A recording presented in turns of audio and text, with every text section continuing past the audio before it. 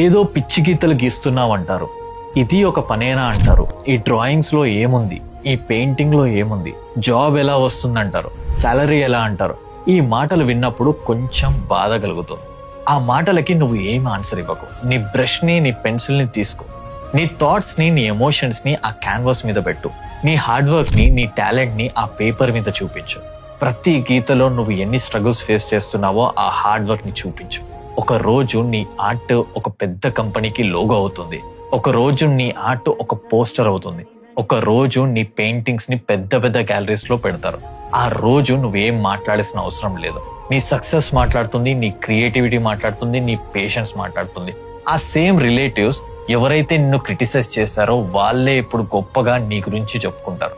వాళ్ళ మాటలకి, వాళ్ళ అండర్ ఎస్టిమేషన్ కి నీ హార్డ్ వర్క్ తో నువ్వు కరెక్ట్ అని ప్రూవ్ చేసుకో. నీ సక్సెస్ తో నువ్వు కొట్టే దెబ్బ ఎట్లుండాలంటే నువ్వు వాళ్ళకు ఒక సెలబ్రిటీ అయిపోవాలి. జర్ర దిమాగ్ పెట్టి ఆలోచించు, నీకే